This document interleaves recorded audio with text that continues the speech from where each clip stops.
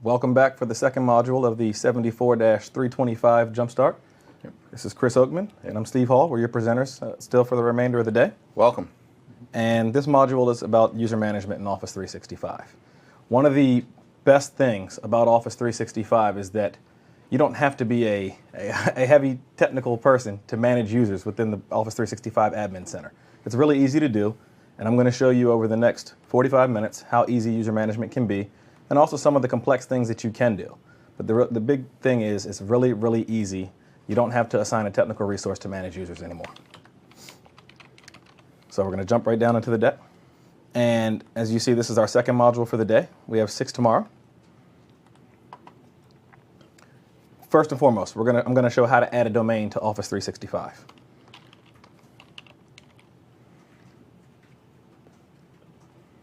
Jump right in. Well, if I can get into the demo, hold on a moment. All right.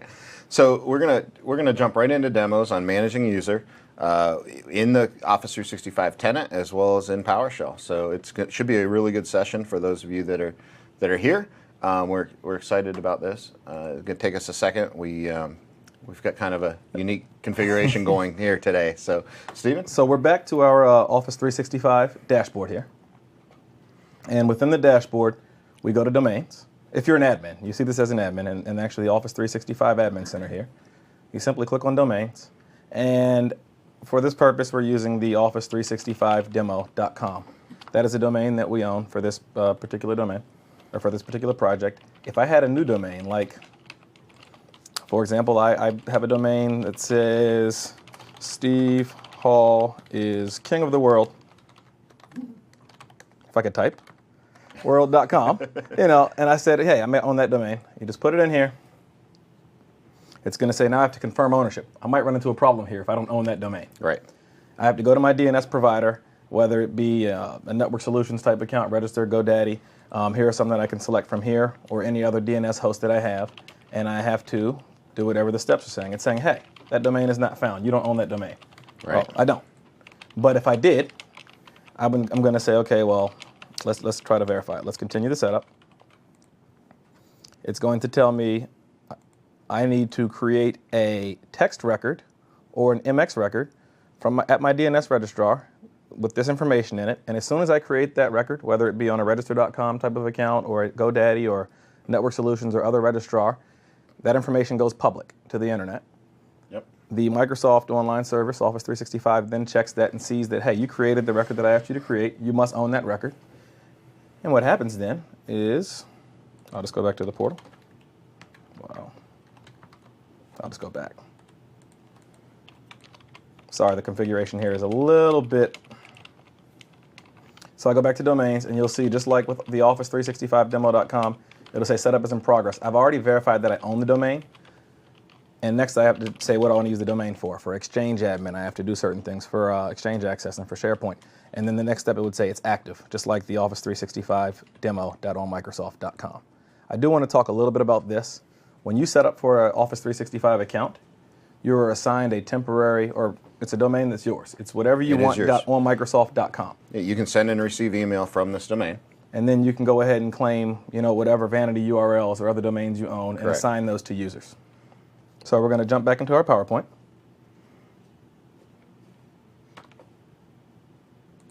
There we go.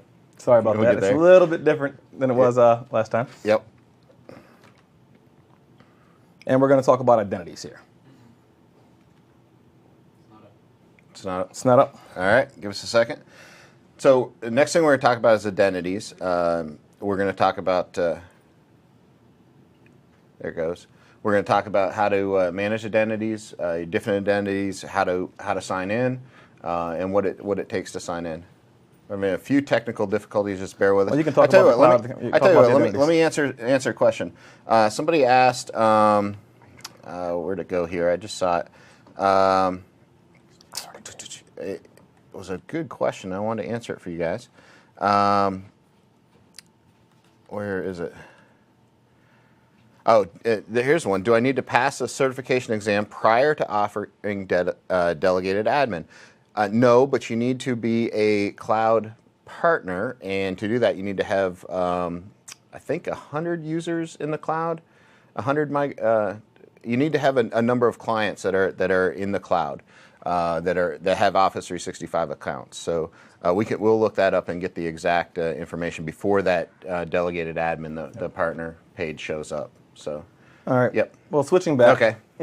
Sorry about the difficulty, guys. Switching back, we're just going to talk about identities. There are two major types of identities. You're either a cloud identity, meaning that your username, your login, your password exists purely in the cloud, in the Office 365 system. For example, mine is steve@districtcomputers.com. That identity exists purely in Microsoft's Office 365.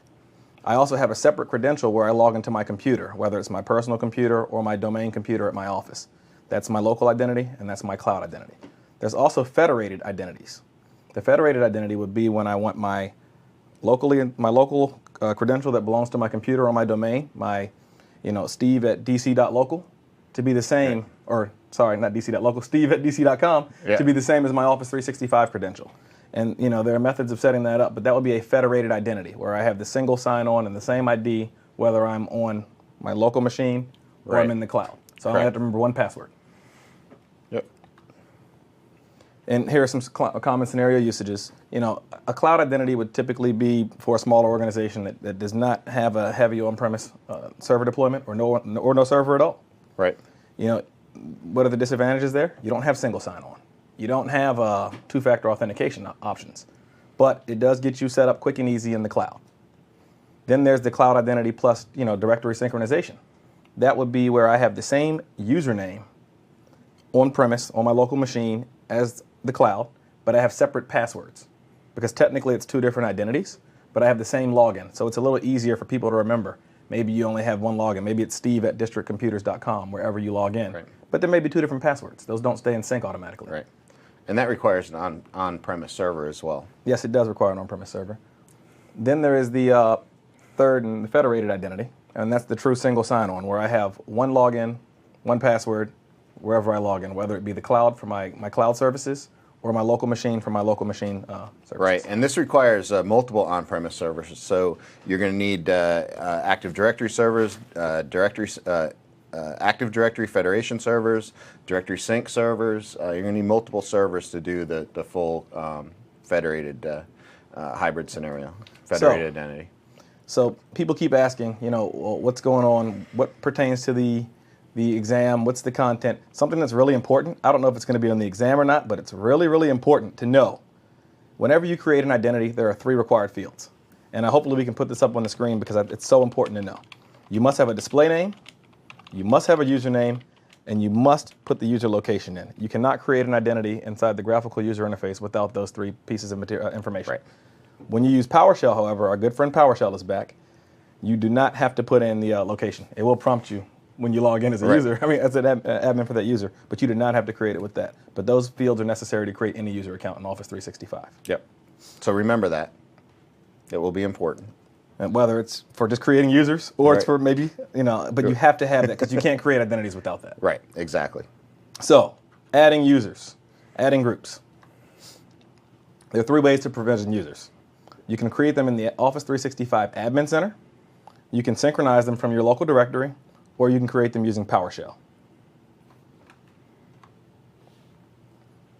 Okay. Sorry about that, guys. So what is the 365 Admin Center? How do we create users? Once we're logged into the Admin Center, we go to Users and Groups in the navigation panel. And from here, it's simple. There's the active users, where we can go and add users. We can look up properties for users. We can filter and find users. We can go and delete users from here. Or we can go to security groups, check the groups, and we can check who the delegated admins are, who has permissions to what other users.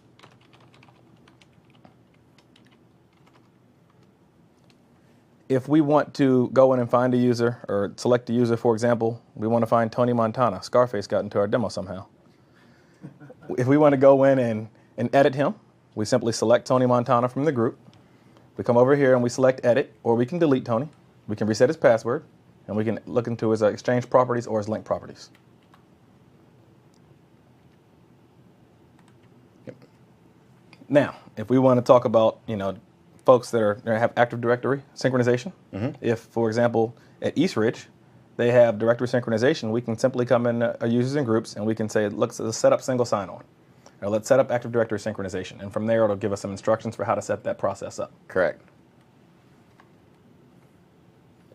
Big thing here. This is huge. A new feature in Office 360, the current version of Office 365. The ability to set and change password timeout maximums or expiration maximums and minimums. I believe the maximum duration of password is 730 days now? 730. 2 years? Yep. So that can be set simply by clicking Change Now. And if we have time in the demo, I will go through that. And the minimum time is 14 days. We get asked all the time. Right. Can we change the timeout setting? Can we change the timeout setting? The 5 passwords a year kill me. The 4 passwords a year kill me. Well, here you can set it for yourself. You can set it for all the users in your domain without having to, get an expensive IT guy to do it. Or you can do it yourself for all your customers, depending if you're a partner or not. Right. It really gives you guys the power to do the things that we've been able to do for years on premise in the cloud very easily. Now you can still change in PowerShell. You can still change per user password policies as well. Yep. So you can still set, for instance, you want one user, maybe your admin account. Well, maybe not your admin account, but maybe an account that you want to set. You can set it for the password not to expire, and it overrides that time period in the console. So, yep. Creating passwords. So when you create them in the Office 365 Admin Center, you simply check the box and say Reset User Password. It's going to give you an auto-generated password, which will require the user to change the password on the next login, correct? Yep. If you're using the PowerShell, you have the ability to create a login or create a password, manually set a password at that, or you can create an auto-generated password, and you can say it has to be reset on the next login, or you can make it stick. Right. So you have some more flexibility with PowerShell, but yes, you can do the same tasks with the Office 365 Admin Center. Right here is the actual command. If you want to set a user password, it's set Microsoft Online user password, whatever the user's name is, the user principal name. That's the entire login. For example, steve@districtcomputers.com would go in the user ID field. And we say, okay, the new password will be whatever that password is going to be. And then I would have set my password.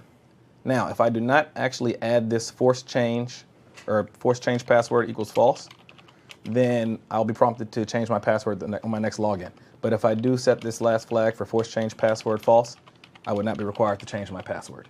I could make that say true.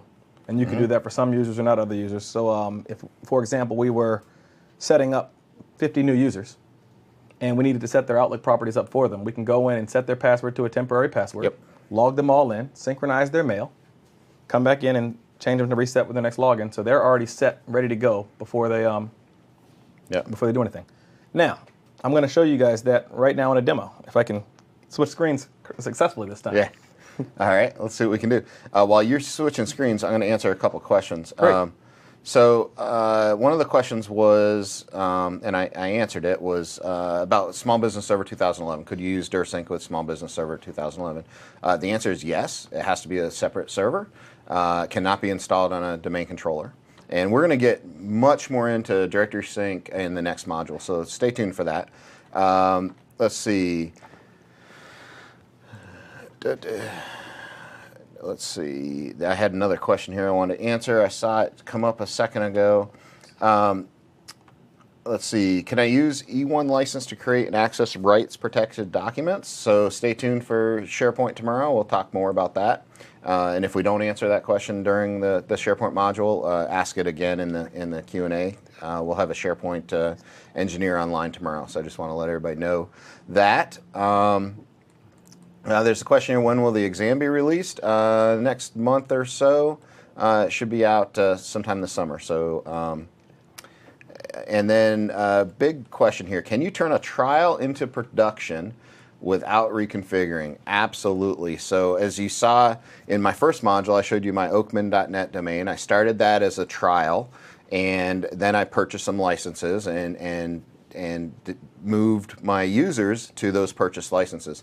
Now here's a big one, and I've seen this mistake made many, many times.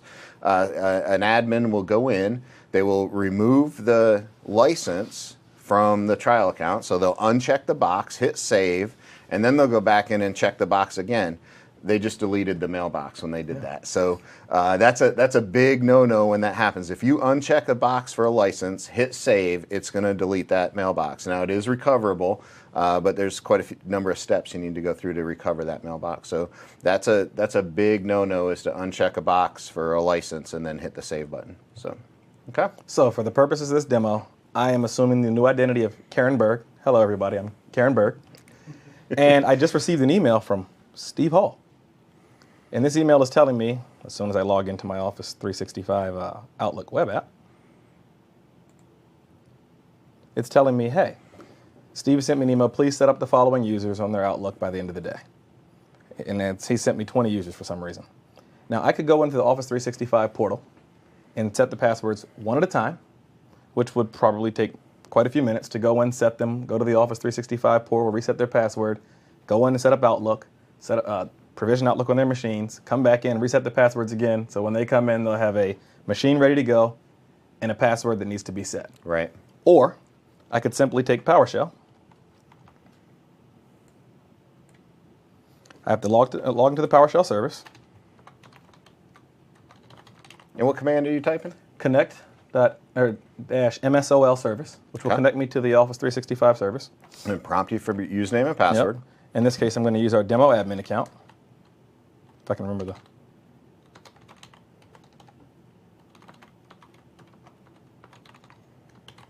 Now you've got some on the right-hand side of your screen. Looks like you've got some pre-created scripts. Glad you said that. Yeah. So, after I connect to the actual Microsoft Online Services, to connect to Microsoft Exchange would require another set of commands. Right. It would require me to the Exchange Online.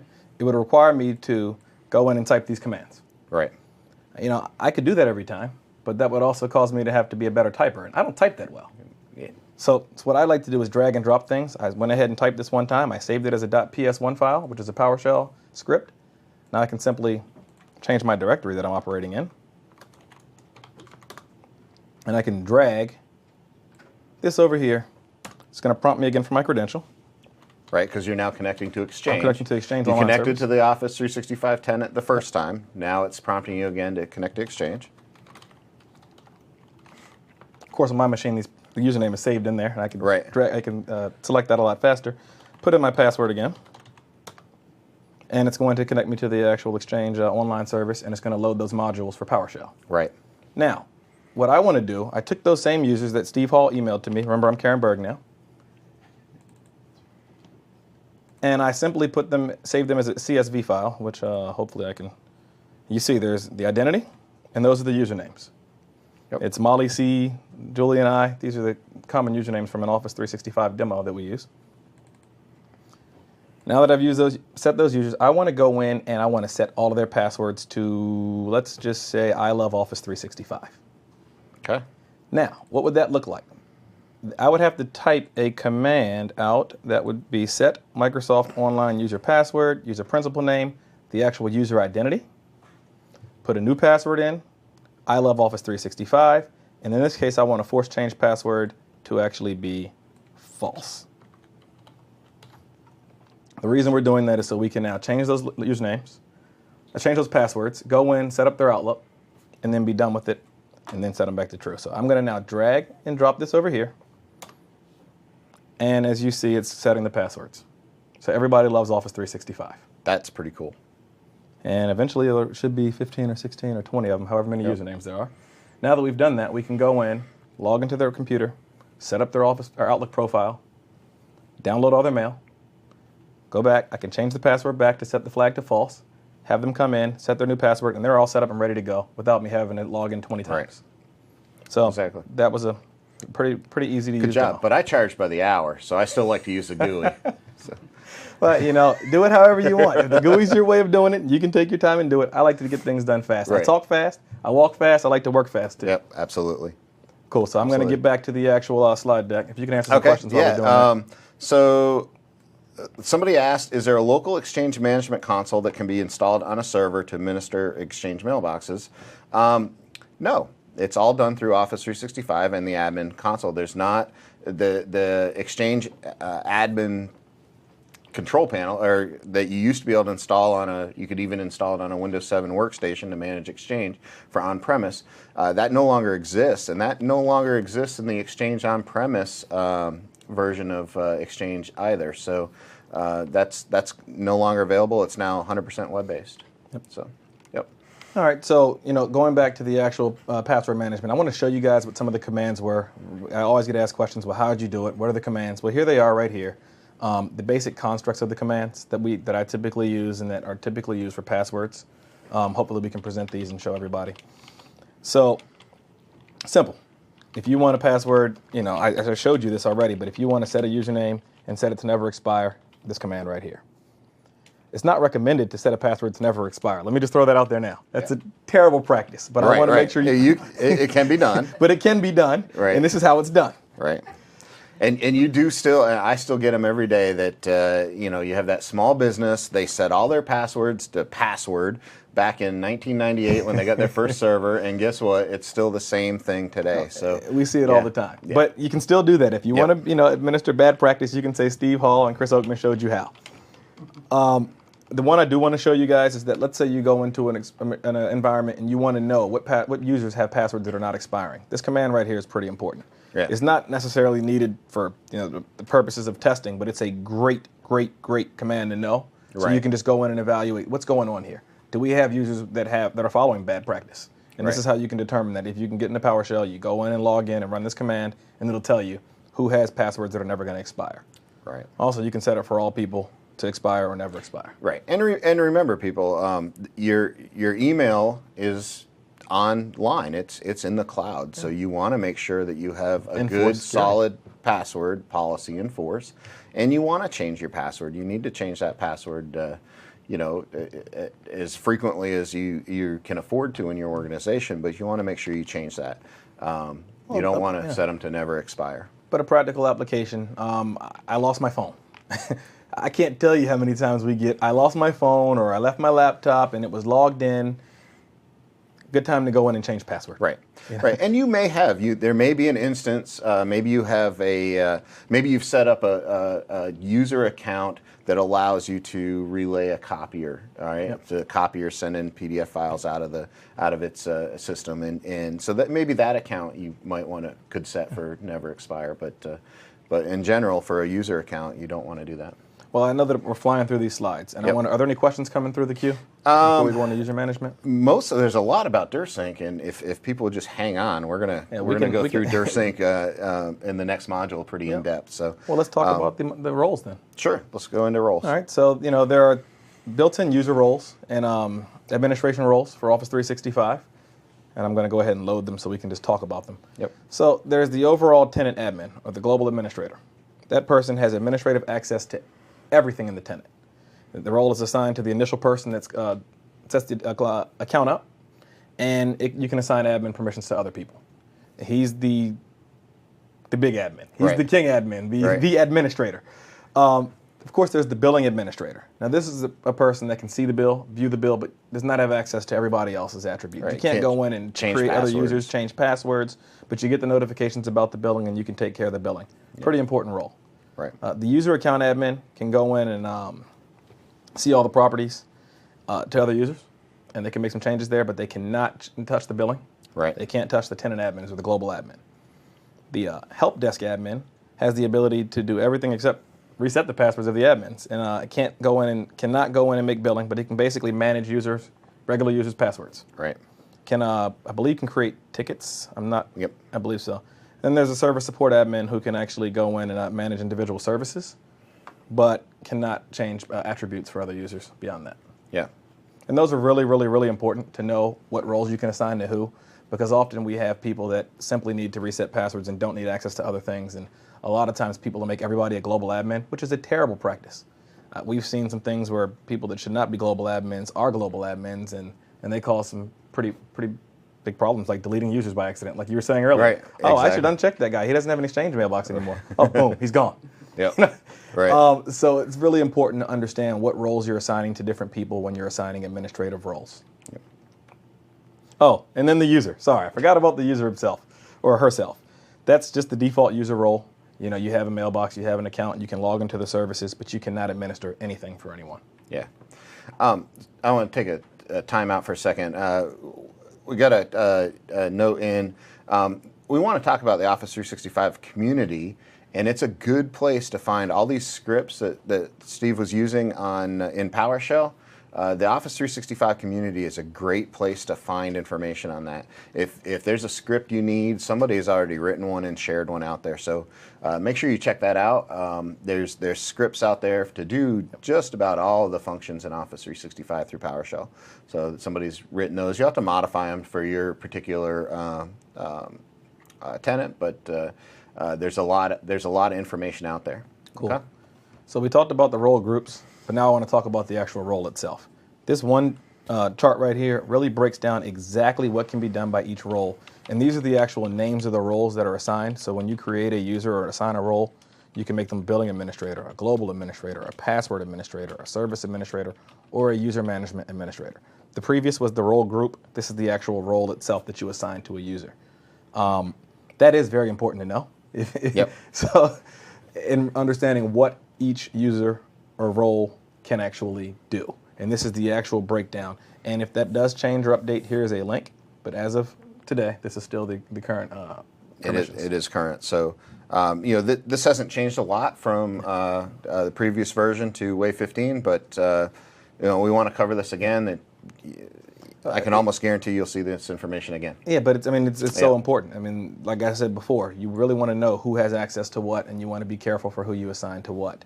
Yep. I was going to actually show the actual portal itself and go into some user and drilling down into the users themselves. Yep. So I'm going to get back into my actual. Okay. While you're doing that, I'm going to answer. The link to the Office 365 community was just posted in the Q&A. So for some of you that were asking about that. And somebody asked if the demo scripts will be available. They are all in the community. So, and a link was posted for that. I'll put up the ones that I use in this demo. Share I'll certainly share those out and make sure that I put them in there so you can drag and drop the same way. Yep. I will delete the actual identity names that are in the CSV files, so you'll have to populate those yourself. Yep. But I'll certainly put those up there so you can use them just like I use them in the demo. Yep. Now, if we can view my my screen. Great. So, users and groups. I talked about it and I showed pictures of it, but I'm going to actually click through. This is our demo account. We're inside of the Office 365 Admin Center in the users and groups, and I can see my list of active users. If I just choose to no longer like Greg Winston, I can simply select Greg Winston, and I can delete Greg Winston. Make sure you only have Greg Winston checked. Yeah, I hope so. If not, I may have deleted everybody. So now Greg is gone. Boom. Goodbye. Now hit the next tab over up there, just so people can see that at the top. If I want to restore Greg Winston, I simply go to deleted users. I check Greg, and I restore him. And now Greg is back as an active user. Let's just make sure Greg is still here. Here he is. You'll notice that all of these users have the Office 365 demo.onmicrosoft.com as their login address or username. It's because I have not updated them when I added that domain, but I'll show you how that's done. We'll pick on Amy this time. If we want to update Amy, we simply click on Amy, and we go to Details. Details say who she is, what her username is, and this is where we can select all the verified domains that I have will appear here. In this case, I want her to now log in as Amy A at theoffice365demo.com. Press Save, and now she has a new login. If I want to go back to Amy and pick on her some more, for some reason, Amy, we don't want her to have access to Office 365 Pro Plus. We just uncheck 365 Pro Plus from the licensing, but we do want her to have access to the other services. And when I do this now, she will no longer have the option to download Office 365 Pro. Now, something I want to throw out there for everyone is, let's say you have an employee, they've installed Office Professional Plus on 5 computers, and you've terminated that employee. Well, in the past, if you had given them 5 copies of Office, they were pretty much gone. It was hard to recover those. Yeah. With Office 365, as soon as you uncheck that, when they log in and try to use Office, it's going to go into read-only mode. So it's still going to be installed on their machines. They'll be able to open Word documents, Excel documents, but they will not be able to save them. Office 365. Well, the service, be able to edit. Yeah, the service checks every time it opens up. Every time Office opens up, it checks to see if that's a valid user. Or is there a valid user on the machine? And back in the demo, we can go check our groups, our security groups. This just shows there's a distribution group called All Employees. By default, you can make distribution and security groups, and they'll appear here. Delegated admins. In this case, so going back to the, if you are a partner and you become a delegated administrator, for example, District Computers is a delegated admin for this tenant, and they appear here. If for some reason we change partners or we change our delegations, we can simply select District Computers and remove them, and they will no longer have access to our tenant if I am an end user or if you're switching tenants for somebody else. Yep. Let's see what else can we do with the users. Let's go back to Amy again since we've been picking on her. Settings. All right, so if we want to make Amy an admin now, Amy may have just bought the company and now she needs to be a global admin. Right. We take her from no, she's not an administrator, has no permissions, to say yes, let's give her some permissions. Here's where we can actually select, is she a billing admin?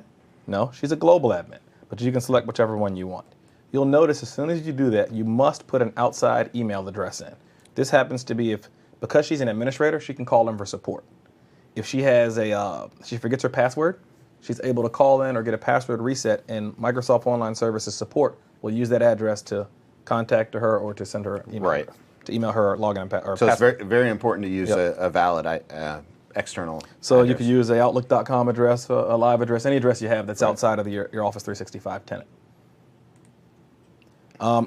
If for some reason Amy's on probation or no longer needs to be able to log in, you just don't want to delete her account, you can just block her so she can't access any of the services. Right. It used to be that you would change the password, right? Exactly. If you terminated a user, you'd change their password because you want their email to come in, maybe forward their email to somebody else. And now you can just block login. And if for some reason she's not in she's not in the United States, she could be in the UK.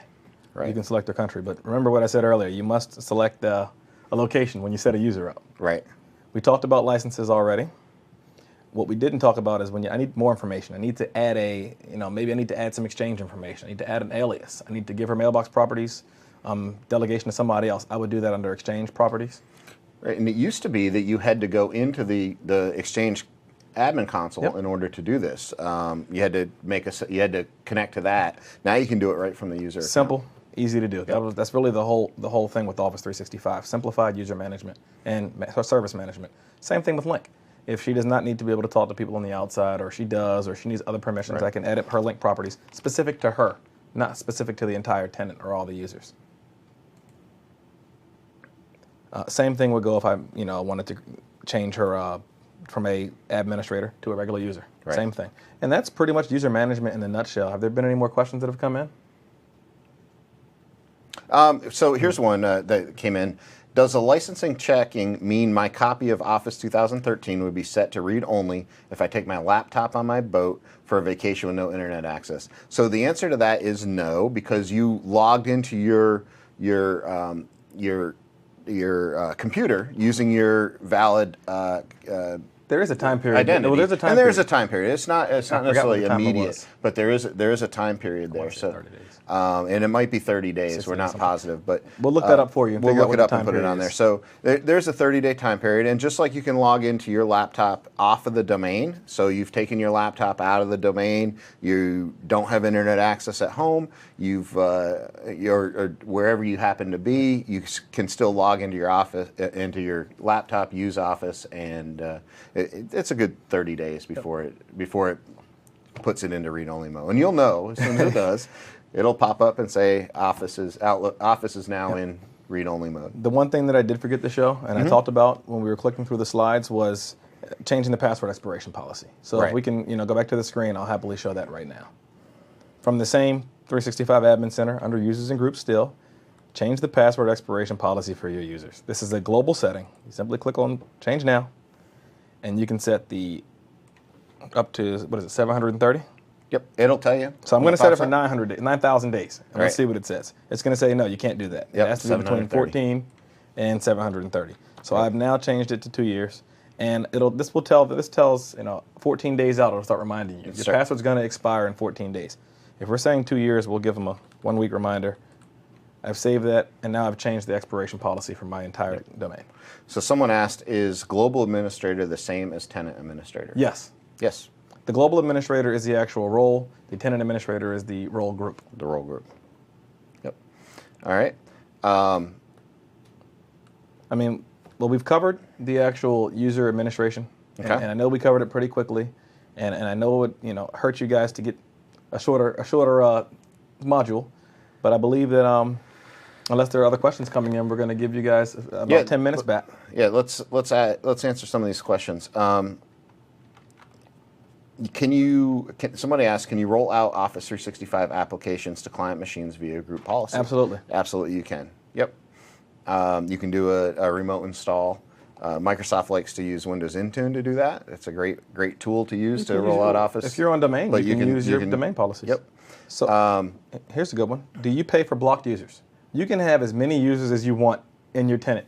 You only pay for licensed users. So if there's an actively applied license to that user, or you pay for as many licenses as you have per month. So you can have 2,000 users and only have 15 licenses. You're paying for 15 licenses. Yep. Exactly. Do shared calendars require their own license? No. We'll get to that tomorrow in the Exchange module. Yeah, we'll get to that in the Exchange module. But shared calendars, distribution groups, shared email addresses, all that do not require. All that comes with the service. Somebody asked, is Microsoft doing away with the Exchange server on-premise? Absolutely not. No, it is still there, big and strong. Exchange 2013 is the new on-premise version. All right. How easy is it to change someone's name when somebody gets married or divorced? I'll do that right now. That's a great one. Yeah. We can do that live. So we're going to jump back into my my portal. We're going to go back into users, and we're going to pick on Amy again. Amy Alberts. I think that we're going to change Amy Alberts to Amy Alberts Hall. Okay. I may have just married her. I don't know. All right. So her display name. You married yourself. Oh, well, whatever. So if we want to change, we've changed here. We kept her first name the same. We've added the hyphen Hall. We've changed the display name to Amy Alberts Hall, and her username we may want to change to Amy H now. I press save, and that's done. Now, what if I wanted to make sure that she still got her old email at her old address? Okay. I'll preview some of the Exchange for tomorrow. We can get into that tomorrow. No, we'll do that right now. No, that's perfect. So I click on Amy Albert Hall because that's certainly going to be asked next. Right. That'll be the next question. And we go down to More. We go to Edit Exchange Properties, and you'll notice that the the Exchange Admin Center will be opening up, hopefully. Okay. And her user properties are here. I'm going to go down to her email addresses, and you'll notice Amy A is here. Amy H is not populated yet, but it will. Typically, it takes a few minutes. It'll keep her legacy addresses, so all of these will stay, and it'll add the Amy H address, or alias. So she'll have the Amy H as her primary, as her reply to address, and it'll have Amy A as her alias address at that point. So it automatically creates that. And I can go ahead and add more. Amy AH, Amy Hall, whatever it may be, we can keep adding aliases, and I'll simply add Amy Hall, just because I feel like typing my last name. At the office365demo.com. And I could change to make this the reply, but her default is going to be, whatever her login name will be her default reply address. And now Amy Hall is there. And if I waited a few minutes, it'll populate the Amy H. Save, and we're done with Amy. Somebody asked if there are any plans on getting the virtual labs for larger migrations. If you're a Microsoft partner and you can get an invite to Ignite training events, they're usually much more deep dives into hands-on deep dives into. And those travel. Yeah. They travel to some cities. I don't know when they are, but you can look them up online. There was one in Chicago, I believe, in February, Miami, in April. Mm-hmm. But they happen. The road shows happen, and you just have to look online for that information. Correct. So I just want to throw out there. What happens when a user leaves the organization? How soon can I do a directory sync and stop from accessing the network? So we're going to get into directory sync later today. But we can answer that. But we can answer that real quick. It can be immediate. So as soon as that user is, you can one of two ways. If the user's leaving, you don't care about their email, you can uncheck their license. If you want to hang on to their email for a little bit, you can block them or change their password. Or change their password. So you still have that option as well. Give somebody else access if you have to. It's still Exchange. Exchange is Exchange. Yep. And it's an Active Directory. It's just hosted, so it's still Active Directory. Yep. Okay. Any more questions flowing through, or you want to give them some? That's good. Let's catch up. We'll wrap up in about 10 minutes. We'll start at the top of the hour. So sounds good. Thanks Thank everybody. You very much. See you in a bit.